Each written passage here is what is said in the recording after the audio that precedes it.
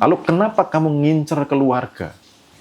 Karena menghancurkan negara, menghancurkan tataran di dunia ini, dimulai dari menghancurkan keluarga. Menghancurkan keluarga dimulai dari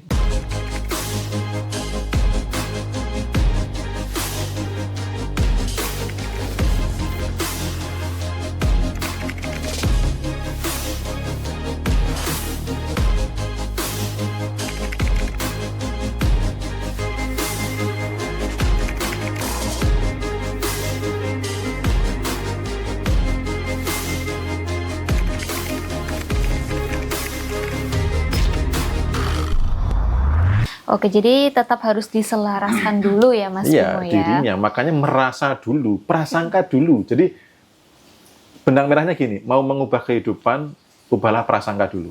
Tidak peduli kondisi saat ini. Karena yang dimau olehnya adalah aku seperti prasangka. Prasangka itu artinya apa, Mei?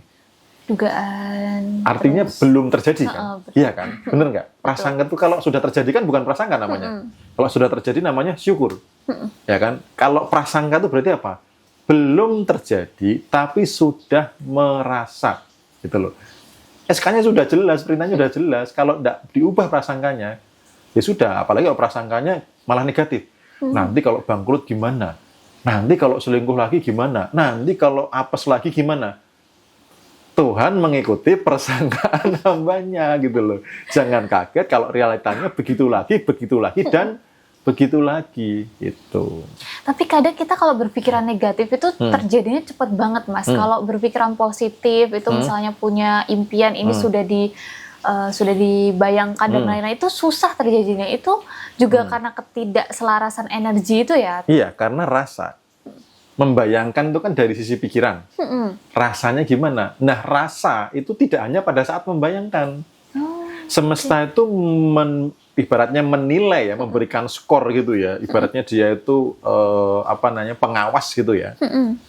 Itu melihat rasa yang dominan sepanjang hari. Mungkin pas membayangkan bisa syukur, bisa damai, bisa bahagia. Tapi setelah membayangkan ketemu suami jengkel, ya kan? Ketemu anak marah gitu, ketemu teman kerja ngeluh.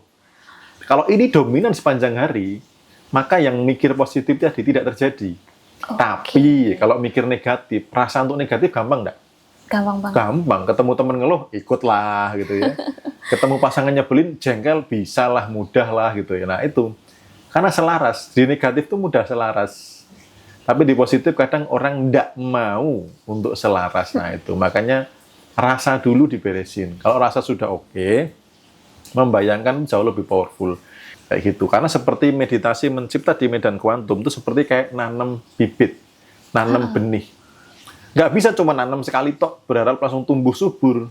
Harus disiram, dipupuk gitu loh, sampai menjadi realita. Kayak gitu. Oke, begitu ya tadi dari Kak Askia atau tadi siapa lupa. Oke, next dari Kak Ahmad Fajar. Kalau independent woman pengen menjadi feminim, bagaimana caranya? Nah ini kadang orang-orang tuh kadang susah ya. Kalau sudah sampai rumah kita kan capek-capek di kantor. Kalau sudah sampai rumah ya sudah nggak mau jadi feminim gitu. Ya siap-siap keluarganya berantakan. Makanya independent woman tuh sekarang godaannya itu sebenarnya brainwash yang hati-hati loh ya. Menurut saya sih, menurut saya gitu. Teman-teman bisa jadi saya salah, koreksi ya.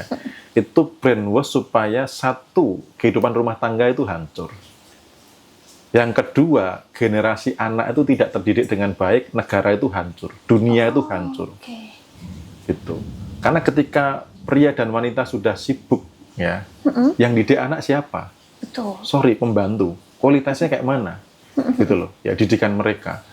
Maka sekarang ini bagi saya bisa jadi saya salah ya, bisa jadi saya salah. Jangan 100% diterima. Independent woman ini bagi saya bahaya. Karena wanita yang sekarang yang dikejar tuh kehausannya uang karir. Betul.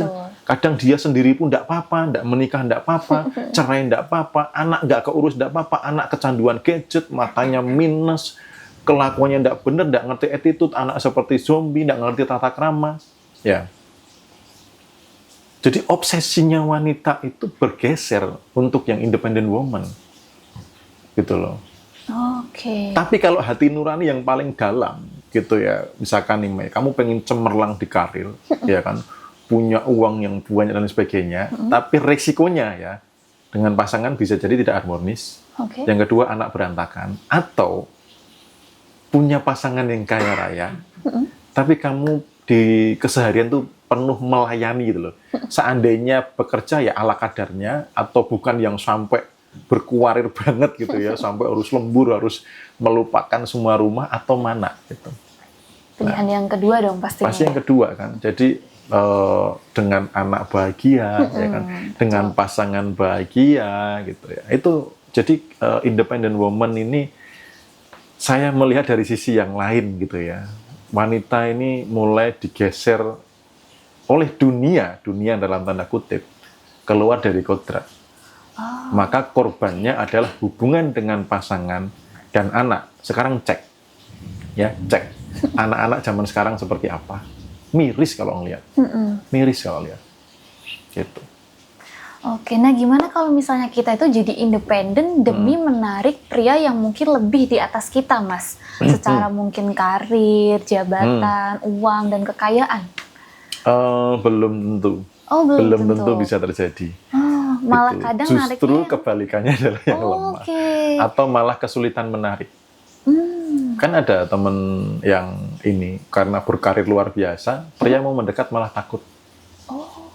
Gitu. Nanti akhirnya butuh prianya bukan yang independen, bukan yang leadershipnya kuat. Tapi udahlah yang bisa diatur aja lah. Terus kamu di rumah aja bersih-bersih, beres-beres ya kan gitu. Akhirnya, nah ini kan keluar dari kodrat, yang laki tidak jadi laki yang sebenarnya, yang wanita juga sama. Tapi di titik tertentu, ketika jiwa yang sebenarnya meronta-ronta, kejenuhan itu akan ada. Oke. Karena aku kan yang private kan juga banyak ya. Yang mulai lelah, aku tuh sebenarnya rindu loh untuk dinafkahi. Aku sebenarnya pengen loh di rumah masakin suami, ada banyak waktu dengan anak, memeluk dia dengan penuh cinta gitu ya. Anak-anak manut gitu ya. Aku pengen loh begitu. Itu sudah nggak cuma 1-2 orang dari wanita karir yang ketemu saya. Kerinduan itu mulai hadir. Maka tadi bangkit dari tidur yang panjang itu modal. Kalau Anda sudah berkesadaran di spiritual, Anda tidak mudah digonjang-ganjingkan oleh realita yang nampak, oleh program dunia.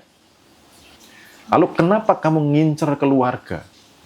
Karena menghancurkan negara, menghancurkan tataran di dunia ini, dimulai dari menghancurkan keluarga.